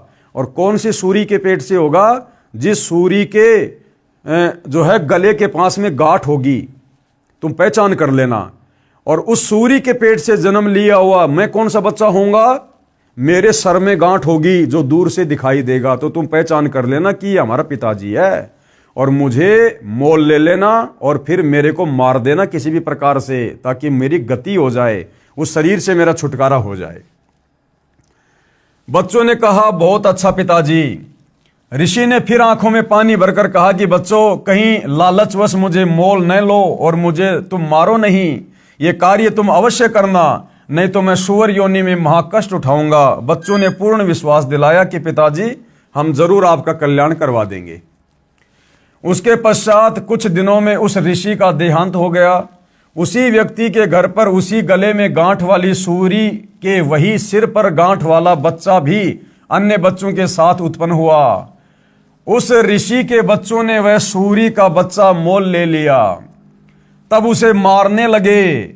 उसी समय वह बच्चा बोला, उसी समय काल प्रेरणा से वो बच्चा बोला, बेटा मुझे मत मारो, मेरा जीवन नष्ट करके तुम्हें क्या मिलेगा। क्योंकि अब उस सूअर की योनि में आने के बाद उसे लगा कि बस बहुत बढ़िया है, आनंद ही आनंद है। सारा दिन गटर में पड़े रहते हैं, गंदगी में नाक रगड़ते रहते हैं, ना कमाना ना धमाना, ना स्कूल जाना, ना फीस भरना, ना नमक तेल मिर्च की चिंता, बस इससे बड़ा जीवन और कुछ नहीं है। तो जब वो बेटे गए और उसको मोल ले लिया और जैसे मारने लगे, तो तुरंत वो बोला कि बेटा मुझे मत मारो, अरे मैंने तुम्हारा क्या बिगाड़ दिया, मुझे रहने दो। तब उस ऋषि के पूर्व जन्म के बेटों ने कहा, पिताजी आपने ही तो कहा था। तब वह सूअर के बच्चे रूप में ऋषि बोला कि मैं आपके सामने हाथ जोड़ता हूं, मुझे मत मारो। मेरे भाइयों यानी अन्य सूअर के बच्चों के साथ मेरा दिल लग रहा है, मुझे बख्श दो। बच्चों ने वह बच्चा छोड़ दिया और मारा नहीं। इसी प्रकार ये जीव जिस भी योनि में उत्पन्न हो जाता है उसे त्यागना नहीं चाहता, जबकि यह शरीर एक दिन सभी का जाएगा। इसलिए भावुकता में न बहकर थोड़ा विवेक से कार्य करना चाहिए। ये दास रामपाल दास जो साधना बताएगा उसे आम के आम और गुटलियों के दाम भी मिलेंगे। यानी आत्मा का कल्याण तो होगा ही होगा। हमें यहां भी जब तक जिएंगे सर्व लाभ होंगे, सर्व सुख होंगे। इसी विष्णु पुराण में तीसरे अंश के अध्याय 15 श्लोक 55 से 56 पर 213 पर लिखा है कि और वो ऋषि शगर राजा को बता रहा है। क्या बता रहा है? हे राजन, श्राद्ध करने वाले पुरुष से पितरगण विश्वदेवगण आदि सभी संतुष्ट हो जाते हैं। हे भूपाल, पितरगण का आधार चंद्रमा है और चंद्रमा का आधार योग, योग यानी शास्त्र अनुकूल भक्ति है। इसलिए श्राद्ध में, अब देखो विष्णु पुराण क्या बता रहा हमारे को, श्राद्ध निकालने की क्या विधि बता रहा है। इसलिए श्राद्ध में योगी यानी तत्व ज्ञान अनुसार शास्त्र विधि अनुसार साधक जन को अवश्य बुलाएं। यदि श्राद्ध में 1000 ब्राह्मण भोजन कर रहे हों, कौन से ब्राह्मण? जो शास्त्रों को त्याग कर भ्रमित साधना करते हैं, उस प्रकार के 1000 ब्राह्मण अगर श्राद्ध में बैठकर भोजन कर रहे हों, उनके सामने एक योगी यानी एक भगत। कौन सा भगत? जो तत्वदर्शी संत से उपदेश लेकर शास्त्रों के अनुसार भक्ति कर रहा हो। उनके सामने एक योगी शास्त्र अनुकूल साधक भी हो तो वह उन 1000 ब्राह्मणों का भी उद्धार कर देता है तथा यजमान का भी उद्धार कर देता है। पितरों का उद्धार का अर्थ है कि पितरों की योनि छूटकर मानव शरीर मिलेगा। यजमान तथा ब्राह्मणों के उद्धार से तात्पर्य यह है कि उनको सत्य साधना का उपदेश करके मोक्ष का अधिकारी बनाएगा। अब भाई और बहनों, आप और हमें देखो घर बैठे कितना बड़ा लाभ मिल रहा है सतगुरु की शरण में आने के बाद। अब हम भगत भाई बहनों ने कोई श्राद्ध नहीं निकालने, ना हम निकालते, ना हम कोई शास्त्र विरुद्ध पाखंड पूजा करते, ना कोई कर्मकांड करते और करवाते, ना सहयोग देते, क्योंकि सहयोग देना भी परमात्मा का दोषी कहलाता है। अब भाई और बहनों, जो विष्णु पुराण में श्राद्ध निकालने की उत्तम व्यवस्था जो लिखी हुई है कि भाई अगर शास्त्र अनुकूल भक्ति करने वाला एक व्यक्ति और शास्त्र विरुद्ध साधना करने वाले 1000 ब्राह्मणों के सामने बैठा दिया जाए तो शास्त्र अनुकूल साधना करने वाला एक योगी, एक भगत, उन 1000 ब्राह्मणों का भी, और साथ में श्राद्ध निकालने वाले उस व्यक्ति का भी, और साथ में जिसके लिए वो श्राद्ध निकाल रहा है अपने पूर्वजों के लिए, जो प्रेत पित्र बने हुए, उन सब का उद्धार हो जाता है। अब आप और हमारा किस प्रकार से हो रहा है? हम सतगुरु रामपाल जी के सत्संग सुनने के लिए जब वे आश्रम में होते हैं, हम आश्रम में जाते हैं। आश्रम में जाकर हम क्या करते हैं? भक्ति विधान अनुसार 10वां अंश दान करते हैं। कुछ दान धर्म के रूप में पैसा गुरुदेव भगवान को समर्पित करते हैं। फिर हमारे उस दान धर्म से वहां आश्रम में आने वाले हजारों भगत भाई बहन जो शास्त्र अनुकूल साधना कर रहे होते हैं, वो सब भोजन भंडारा खाते हैं।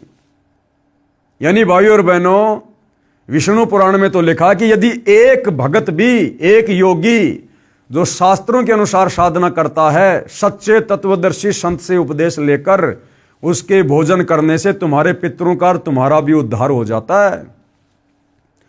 और जब सतगुरुदेव भगवान आश्रम में होते हैं सशरीर, और उस समय यदि हम आश्रम में जाकर दान करते हैं, उस दान से फिर हजारों भगत भाई बहनों के लिए भोजन की व्यवस्था होती है, और सभी साधक जन, सभी योगी जन हमारे उस दान से भोजन ग्रहण करते हैं। तो सोचो भाई और बहनों, जब हजारों लाखों भगत भोजन खाएंगे तो हमारे पितर तो चुटकी बजाते ही मनुष्य योनि को प्राप्त करेंगे, मनुष्य योनि को।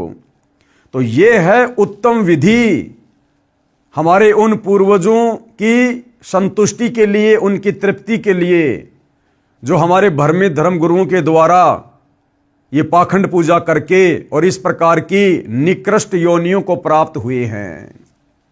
और वर्तमान में हमारे भ्रमित धर्मगुरुओं के द्वारा जिस प्रकार से श्राद्ध निकलवाए जाते हैं पाखंड पूजा के तहत, कर्म कांड के तहत, ये शास्त्र विरुद्ध होने से ना तो उनके पितरों की तृप्ति होगी, और उल्टा वो श्राद्ध निकालने वाला भी पाप का भागी, और श्राद्ध का भोजन खाने वाला उस श्राद्ध निकालने वाले से भी कई गुना ज्यादा पाप का भोगी।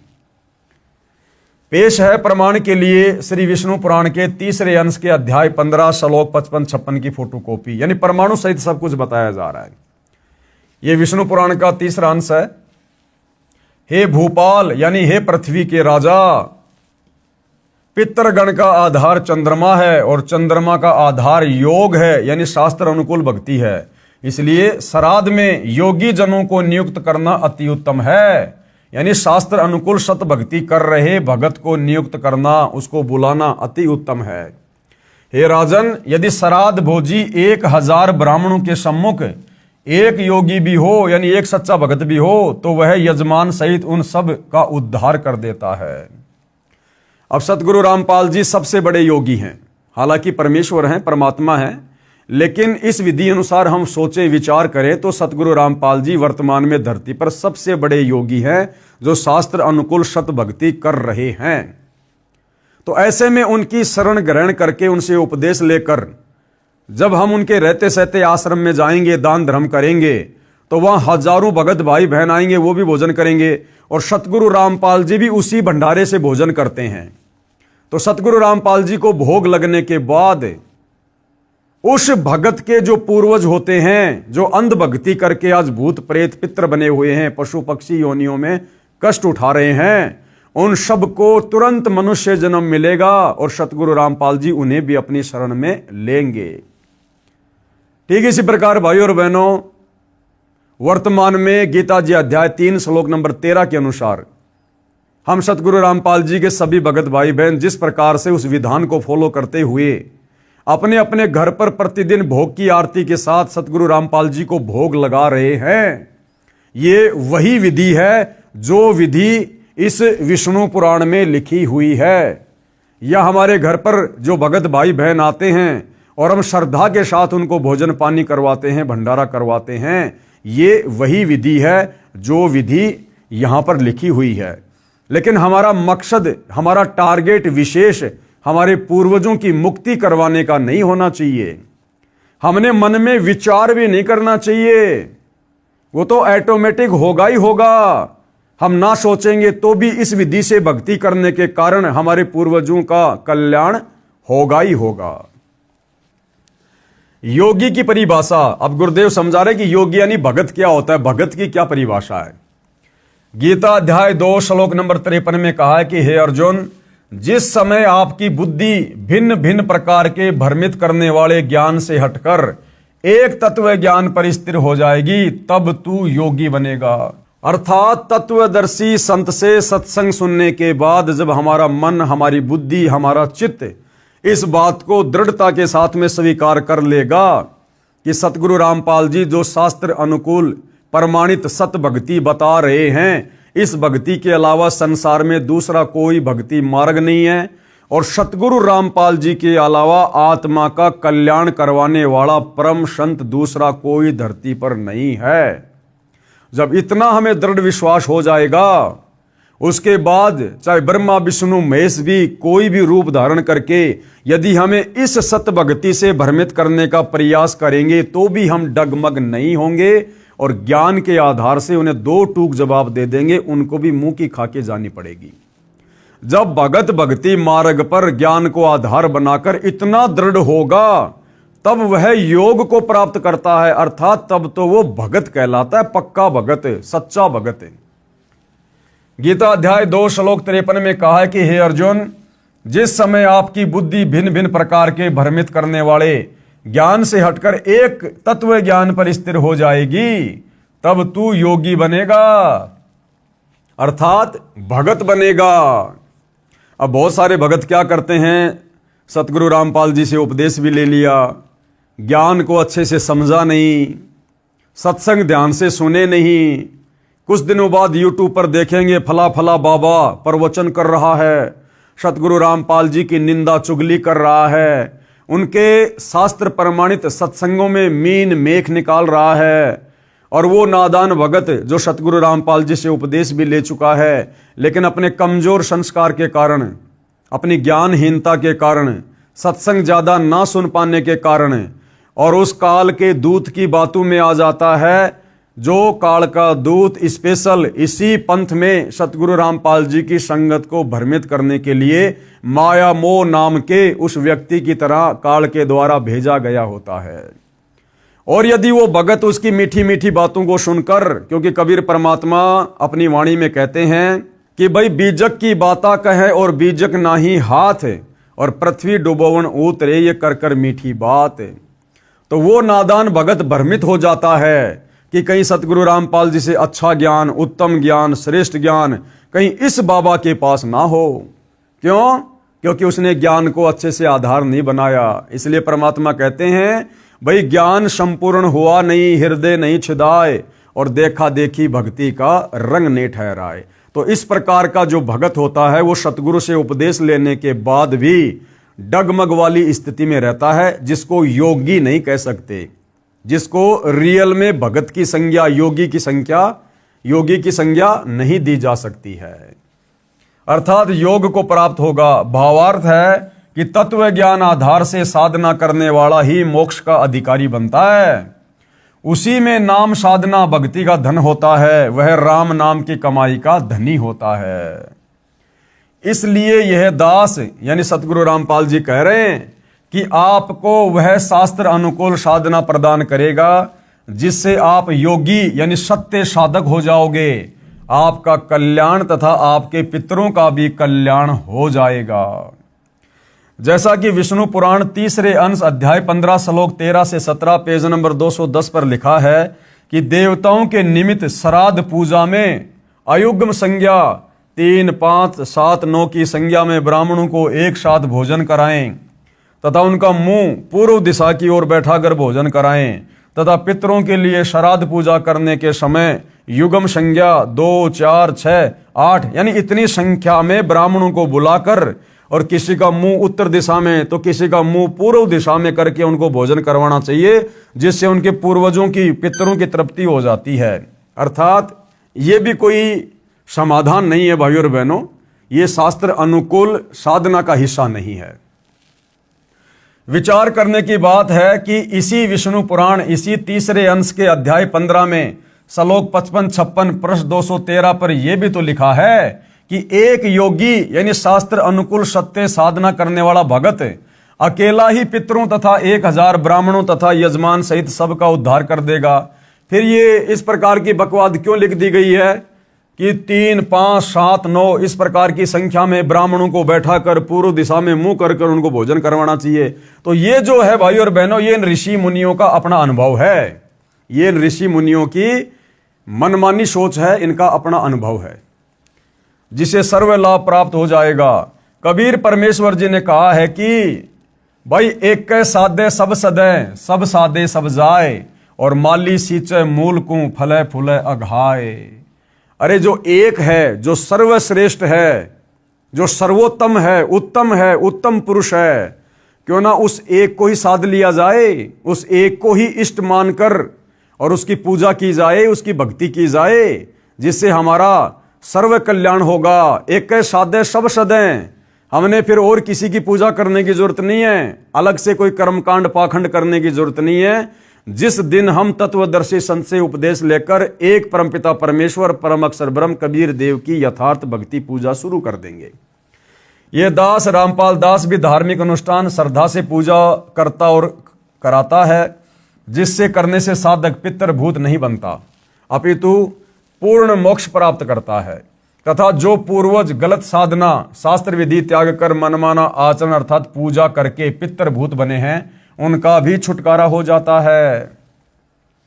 यही प्रमाण इसी विष्णु पुराण पेज 209 पर इसी तीसरे अंश के अध्याय 14 श्लोक 20 से 31 में भी लिखा है कि जिसके पास श्राद्ध करने के लिए धन नहीं है तो वह ये कहे कि हे पितृगणों, आप मेरी भक्ति से तृप्ति लाभ प्राप्त करें, क्योंकि मेरे पास श्राद्ध करने के लिए वित्त यानी धन नहीं है। हालांकि ये विधि भी उत्तम विधि नहीं है, शास्त्र प्रमाणित विधि नहीं है।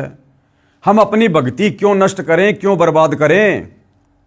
भाई और बहनों, जिस प्रकार मैं रोड से जा रहा हूं गाड़ी लेकर, आगे मैंने देखा एक व्यक्ति गाड़ी के साथ रोड पर खड़ा हुआ है। पूछने पे पता चला कि भैया मेरा तो टायर पंचर हो गया। अब मैं क्या करूंगा, मुझे क्या करना चाहिए? अगर मैं पागल आदमी हूं, मूर्ख आदमी हूं, तो मैं क्या करूंगा कि भैया मेरी गाड़ी के टायर से हवा निकालकर अपनी गाड़ी के टायर में डाल ले। अब ऐसा करने से ना तो मेरी गाड़ी ठीक चलेगी, ना उसकी गाड़ी ठीक चलेगी।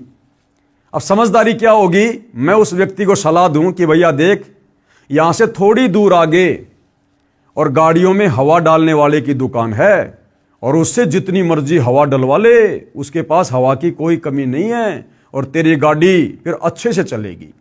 तो ये तो है उत्तम विधि, सर्वश्रेष्ठ विधि। और अपनी गाड़ी के टायर से हवा निकाल के उसकी गाड़ी के टायर में डालना, यह है मूर्खता।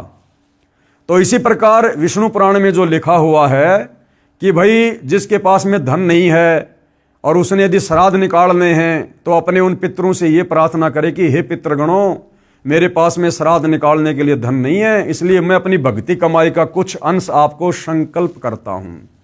तो नुकसान तो हो गया उसका। अरे भक्ति कमाई से तो सब कुछ मिलता है, यहां पर सब कुछ चलता है, पाप और पुण्य से तो ये संसार चल रहा है।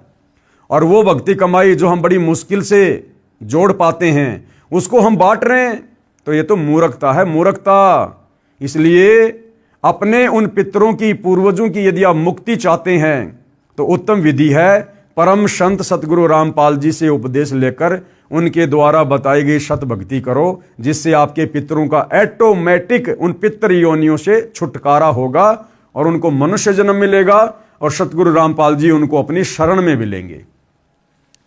कृपया पाठक जन विचार करें कि जब भक्ति मंत्र जाप की कमाई से पितृ तृप्त हो जाते हैं, तो फिर अन्य कर्मकांड की क्या आवश्यकता?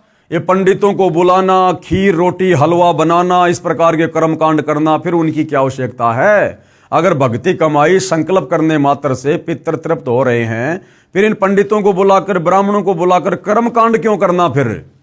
तो ये पाखंड है, ये भक्ति विरुद्ध साधना है।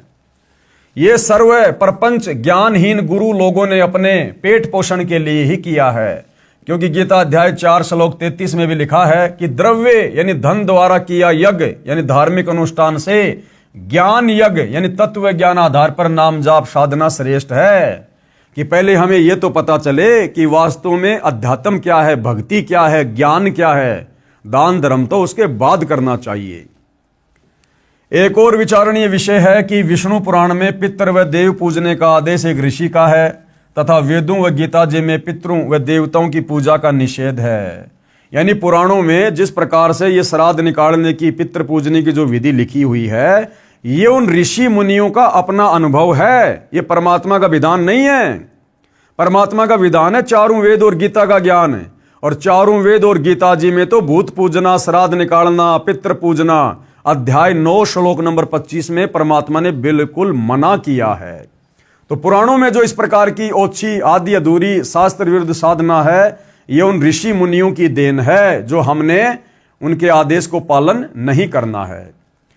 जो आदेश काल ब्रह्म, काल रूपी ब्रह्म भगवान का है, यदि पुराणों के अनुसार साधना करते हैं तो प्रभु के आदेश की अवहेलना होती है, जिस कारण से साधक दंड का भागी होता है, यानी मरने के बाद उसकी भी फिर ऐसे ही दुर्गति होती है।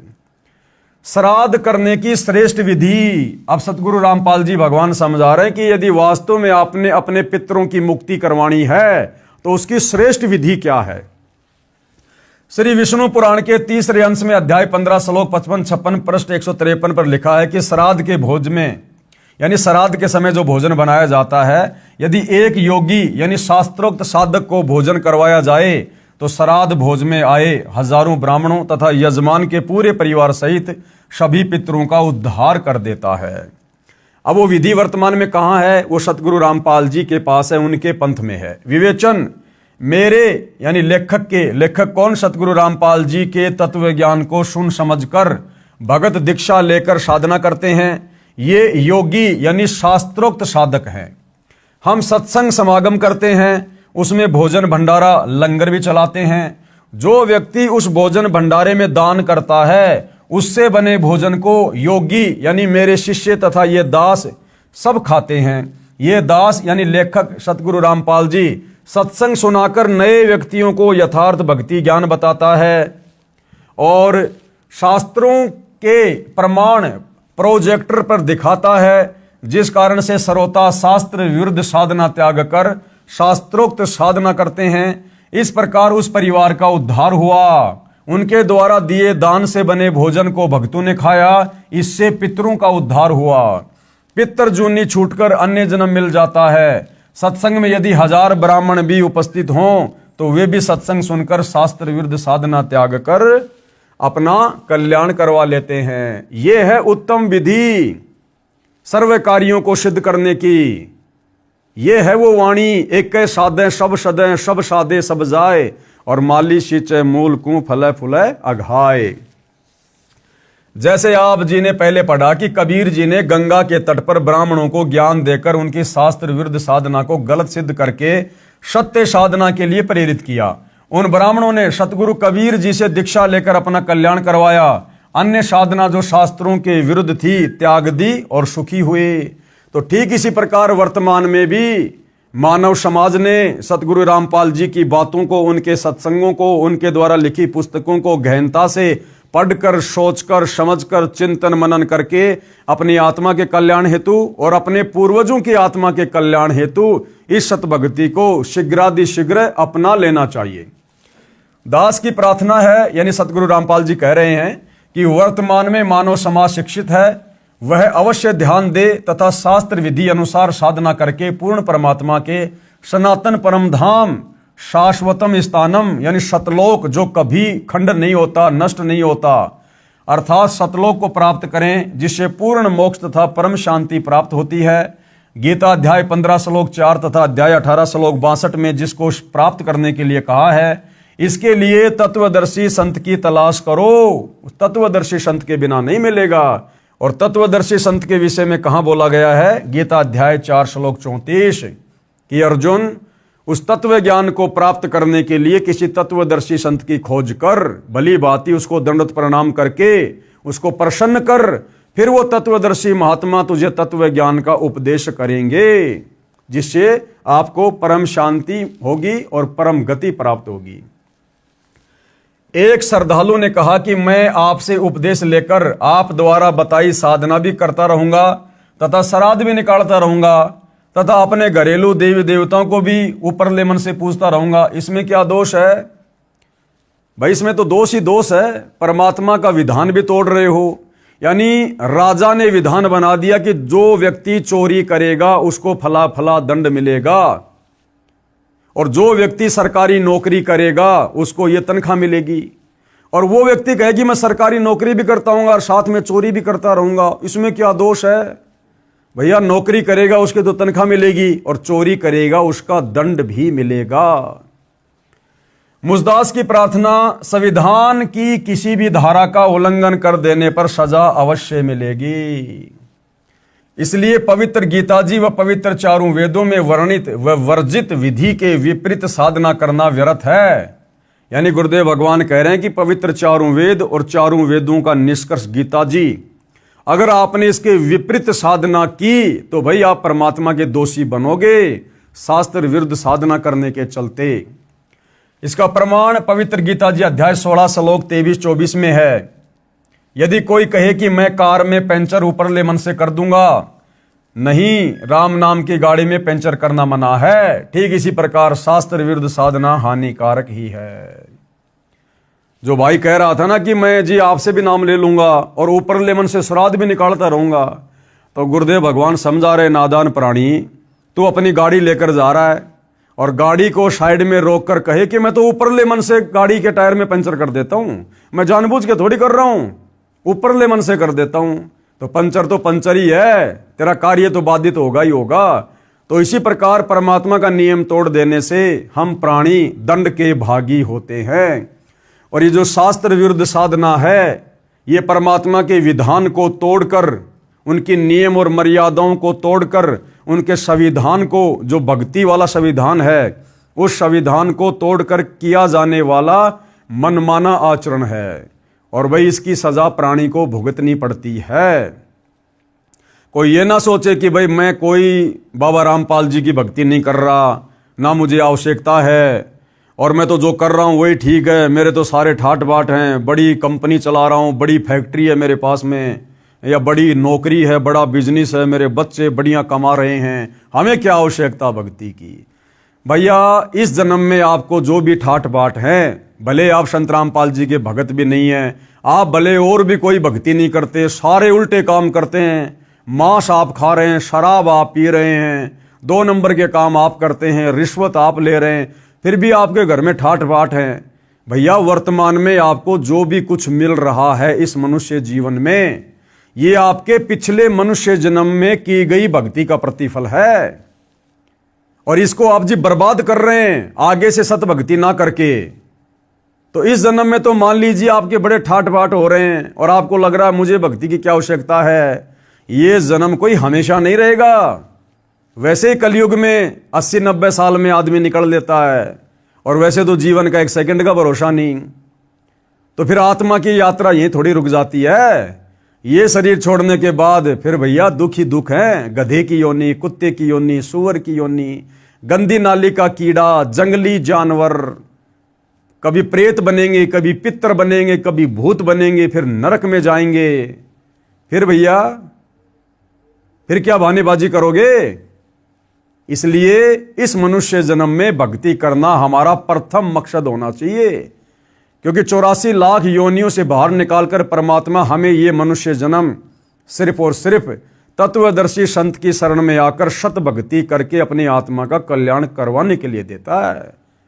बाकी इस जीवन में जैसा भी है, बेटा बेटी मिलना, कार कोठी मिलना, सुख या दुख मिलना, ये सब कुछ पहले से परमात्मा के द्वारा निर्धारित होता है।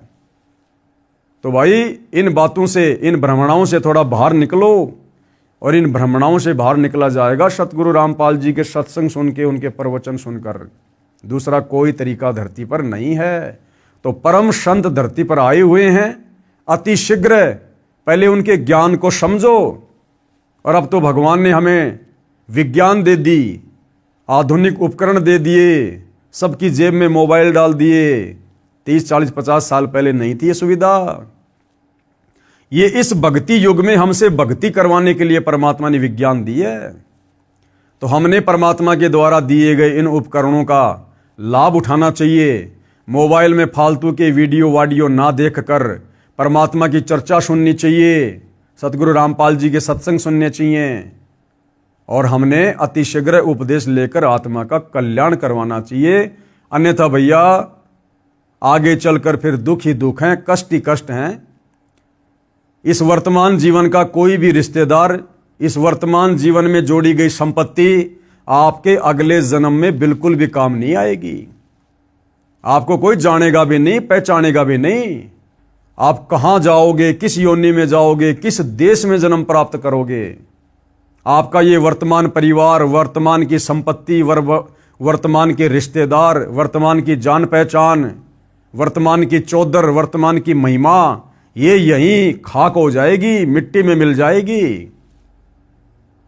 ये तुम्हारे वर्तमान परिवार वाले तुम्हारे मरने के बाद में तुम्हें साल भर में बड़ी मुश्किल से जब तुम्हारे श्राद्ध आएंगे उस दिन याद करेंगे, घंटा 2 घंटा, कि आज हमारे दादाजी के श्राद्ध हैं। अरे खुद को देख लो भाई, आज आप अपने दादा परदादा को जो मर चुके हैं, आप खुद उनको कितना याद करते हो। साल 2 साल में कभी याद आ गए तो आ गए, तो हमें कौन याद करेगा। फिर काहे की महिमा, काहे की चौधर। हम तो कहीं गधे बन के कुम्हार के नीचे डंडे खा रहे होंगे, पीछे से हमारे घर वाले हमारे श्राद्ध निकाल रहे होंगे, हमारे धर्मगुरु अपनी रोजी रोटी का धंधा चला रहे होंगे, और वो जीव कहीं दुर्गति। तो भाई विचार करो, अब समय है, मनुष्य जन्म है, परमात्मा धरती पर है, सच्चा सतगुरु स्वयं धरती पर है। इससे अच्छा मौका इस मनुष्य जीवन के लिए शायद ही कभी किसी युग में मिले। फिर तो समझदार को तो भाई और बहनों संकेत ही काफी होता है। बाकी सतगुरु रामपाल जी के कर कमल से लिखित पवित्र पुस्तक हिंदू साहिबान नहीं समझे गीता वेद पुराण, आज इस पवित्र पुस्तक पर हमारा ये 18वें नंबर का वीडियो था। कल परमेश्वर जी के आशीर्वाद से फिर सेवा में हाजिर होंगे। तब तक गुरुदेव भगवान हम सबको आज्ञा दे, आशीर्वाद दे, सद्बुद्धि दे, हमारा मार्गदर्शन करे। बंदी छोड़ सतगुरु रामपाल जी भगवान की जय हो।